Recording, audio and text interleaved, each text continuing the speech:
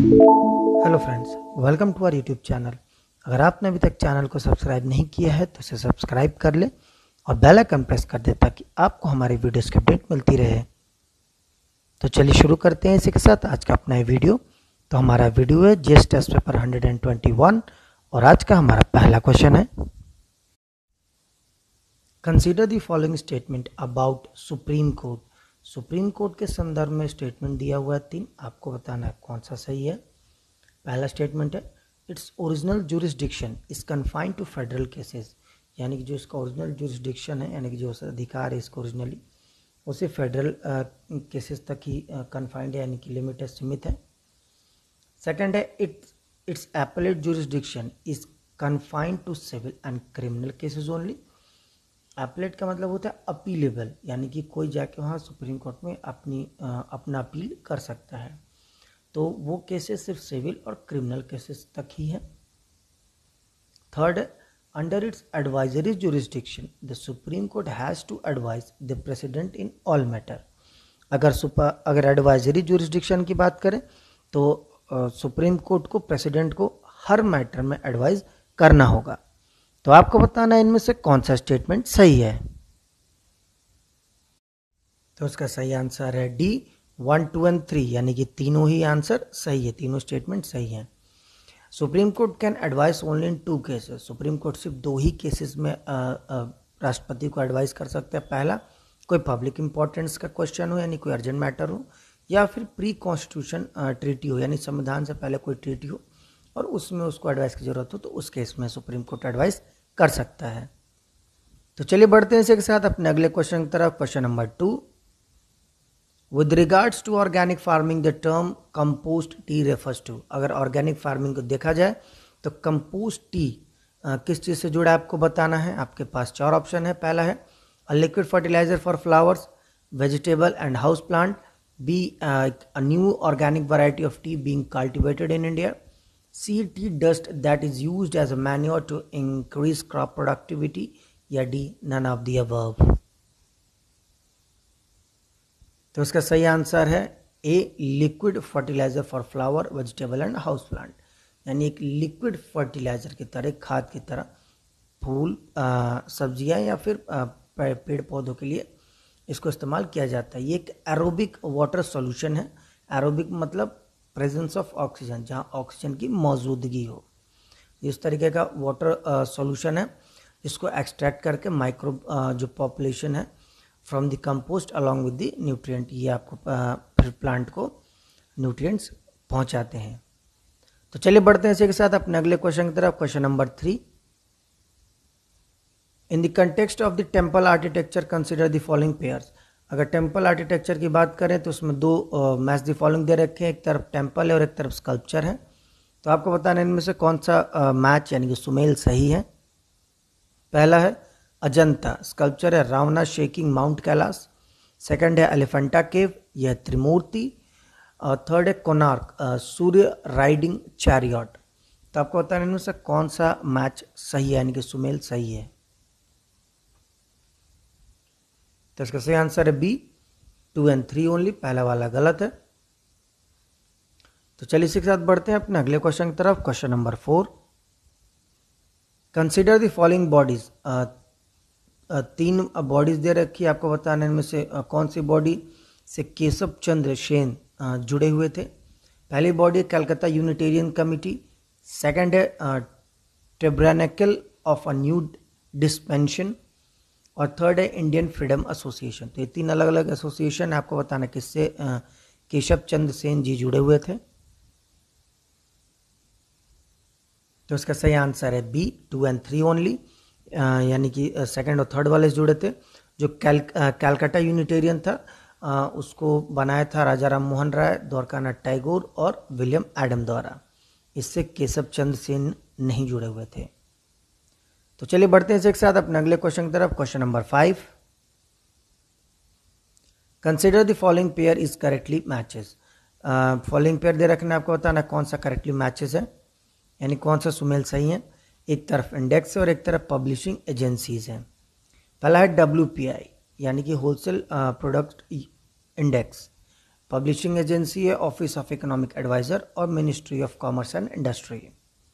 Second है CPI rural, तो इसका जो पब्लिशिंग एजेंसी है वो है लेबर ब्यूरो। थर्ड है जीडीपी डिफ्लेटर और इसका पब्लिशिंग एजेंसी है सेंट्रल स्टैटिस्टिक्स ऑफिस यानी सीएसओ। तो आपको बताना इनमें से कौन सा स्टेटमेंट सही है। तो इसका सही आंसर है बी 1 and 3 ओनली, यानी कि पहला और तीसरा सुमेल सही है। सॉरी मैंने स्टेटमेंट बोल दिया था क्वेश्चन में, तो ये मैच द फॉलोइंग है, तो ये पहला और तीसरा वाला सुमेल सही है।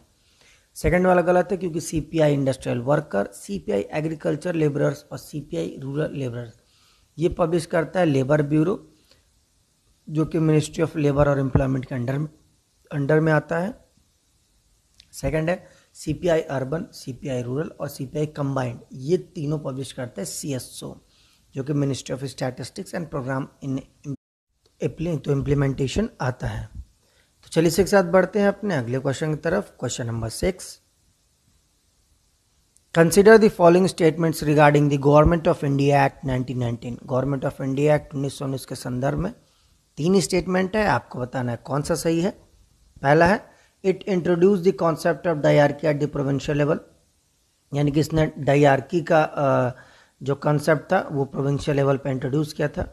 डायरार्की मतलब होता है डुअल गवर्नमेंट, यानी कि दो गवर्नमेंट एक ही मतलब एरिया को चला रही है, उसको डायरार्की बोलते हैं। सेकेंड है provincial legislative council were expanded with the majority of them being elected member, यानी कि जो प्रोविंशियल लेजिस्लेटिव काउंसिल थी उसको एक्सपैंड किया गया था मेजॉरिटी के साथ, और उसमें जो इलेक्टेड मेंबर ही होंगे। थर्ड है by cameral legislature was introduce at the central level, यानी जो बाई कैमरल लेजिस्लेचर होता है, बाई कैमरल का मतलब एक ही राज्य में 2 तरीके के होते हैं, यानी कि एमएलए और एमएलसी दोनों, तो ये सेंट्रल लेवल पे शुरू किया गया था। तो आपको बताना इनमें से कौन सा स्टेटमेंट सही है। तो उसका सही आंसर है डी 1, 2 and 3 ओनली, यानी कि तीनों ही स्टेटमेंट सही है। तो चलिए इसी के साथ बढ़ते हैं अपने अगले क्वेश्चन की तरफ। Question number 7, which of the following statement is not correct regarding the RBI, यानी कौन सा इनमें से स्टेटमेंट आरबीआई के संदर्भ में सही नहीं है, आपको बताना है।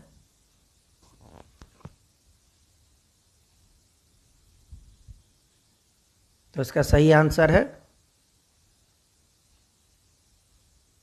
A, the union government has no power to supersede the central board of director of RBI, यानी केंद्र सरकार के पास कोई पावर नहीं है कि जो सेंट्रल बोर्ड का डायरेक्टर होता है आरबीआई का उसको सुपरसीड कर सके, यानी कि मतलब उसके आगे वो निकल सके, यानी उसको ओवरटेक बेसिकली कहने का मतलब कर सके।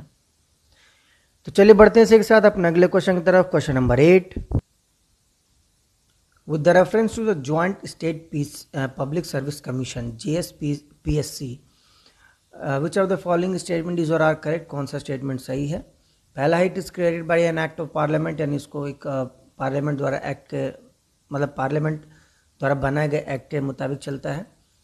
सेकेंड है the number of members of a JSPSC and their conditions of services are determined by the parliament, यानी कितने मेंबर होंगे जीएसपीएससी में और किस तरह के कंडीशन ऑफ सर्विस होगी उनकी, यानी किस तरह के उसमें ईयर में काम करेंगे, तो इसको भी डिसाइड करता है हमारा पार्लियामेंट, यानी कि हमारा संसद।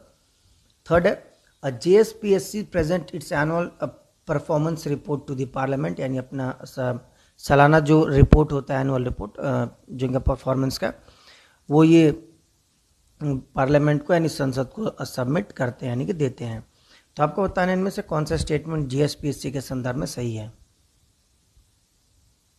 तो इसका सही आंसर है A1 ओनली, से पहला वाला सही है। जीएसपीएससी की जो अपॉइंटमेंट होती है उसको प्रेसिडेंट द्वारा किया जाता है, या अगर वो सस्पेंड हो या रिमूव हो वो भी प्रेसिडेंट द्वारा यानी राष्ट्रपति द्वारा ही किया जाता है। इनका जो टर्म होता है यानी कितने साल ऑफिस में रह सकते हैं, तो एक ऑप्शन है इसका सही, तो उसके रिगार्डिंग है कि 6 साल या 62 साल, या तो 6 साल जब से अपॉइंट हो रहे तब से रह सकते हैं, या फिर उनकी उम्र जो 62 साल हो जाए तब से, मतलब जो भी पहले हो जाए, तो 6 साल पहले पूरा हो जाए, 62 साल पहले पूरा हो जाए। थर्ड है JSPSC present annual report to the concern state governor, यानी जेएसपीएससी जो अपना एनुअल रिपोर्ट है वो कंसर्न स्टेट गवर्नमेंट को प्रेजेंट करता है, फिर वो आगे जाकर पार्लियामेंट को देता है। सॉरी पार्लियामेंट को नहीं, गवर्नर को ही प्रेजेंट करता है। तो चलिए बढ़ते हैं इसी के साथ अपने अगले क्वेश्चन की तरफ। Question number 9, at a given point in a time, two people are standing on a 60th parallel in each hemisphere. एक दिए गए समय में दो लोग अलग अलग मतलब दो लोग 60th पैरेलल लाइन पे खड़े हैं, facing each other towards the equator. Which of the following will be experienced differentially by them?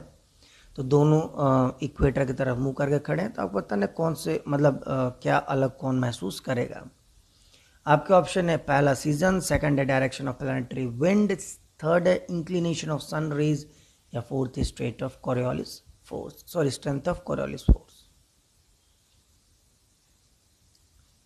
तो इसका सही आंसर है सी 1, 2 एंड 3, यानी कि पहले 3 ये एक्सपीरियंस करेगा। जो कोरियोलिस फोर्स होता है वो जनरली 30 डिग्री के बाद होता है दोनों तरफ, तो वो उतना हर हेमिस्फीयर पे मतलब एग्जैक्टली वो फेस नहीं करता है, तो इसलिए ये वाला ऑप्शन सही नहीं है। तो चलिए बढ़ते हैं अपने अगले और आखिरी क्वेश्चन की तरफ। Question number 10, consider the following pair, match the following. एक तरफ फोक डांस और एक तरफ स्टेट है, आपको बताना है कौन सा मैच सही है, यानी कि सुमेल सही है। पहला है कामसेले, ये आपका कर्नाटका का है। सेकंड है नोंगर क्रेम, ये आपका मणिपुर। और थर्ड है लाजिम, ये है महाराष्ट्र का। तो आपको बताना है कौन सा मैच सही है। तो इसका सही आंसर है सी 1 एंड 3 ओनली। जो नोंगर क्रेम डांस है ये रिलीजियस डांस फेस्टिवल है और मेघालय का है, ना कि मणिपुर का। तो फ्रेंड्स इसी के साथ आज का हमारा वीडियो समाप्त होता है। जाने से पहले हम आपको हमारा जो लास्ट वीडियो होता है जीएस टेस्ट पेपर 120, तो उसका आपको क्वेश्चन ऑफ द डे का आंसर बता देते हैं। तो हमारा लास्ट क्वेश्चन था व्हाट इज ट्रूबिडिटी। ट्रूबिडिटी क्या होता है? तो इसका सही आंसर है A, how cloudy the water is, यानी कि पानी कितना क्लाउडी है। तो चलिए जाने से पहले आज का जीएस टेस्ट पेपर 121 का आपको question of the day they देते हैं। तो आज का हमारा क्वेश्चन ऑफ द डे है, the fort is located near Udaipur in the Mewar region. It is the birthplace of Mewar's legendary king Maharana Pratap. With a wall over 36 kilometers long, the fort has the second largest wall in the world after the Great Wall of China. तो ये एक statement दे रखा है कि एक किला है जो कि मेवाड़ रीजन में आता है, उदयपुर के मेवाड़ हिस्से में, और ये एक बर्थ प्लेस यानी कि जन्मभूमि है एक बहुत बड़े राजा की जिनका नाम था महाराणा प्रताप। और इस पे एक लगभग 36 किलोमीटर की दीवार है जो कि विश्व की दूसरी सबसे बड़ी दीवार है after the great wall of China. तो बताना कि किसका सबसे अच्छा डिस्क्रिप्शन दे रहा है, यानी किसके बारे में सबसे अच्छा बता रहा है। तो आपके ऑप्शन है A Chittorgarh fort, B Kumbhalgarh fort, C Ranthambore fort, या डी मेहरगढ़ फोर्ट। फ्रेंड्स इसी के साथ आज का हमारा वीडियो समाप्त होता है। जाने से पहले अगर आपको हमारा वीडियो अच्छा लगा हो तो इसे लाइक करें, शेयर करें और हमारे चैनल को जरूर सब्सक्राइब करें। साथ ही आप हमें नीचे कमेंट बॉक्स में हमारे क्वेश्चन ऑफ द डे का आंसर ज़रूर दें। तब तक के लिए friends, thank you for watching and bye bye.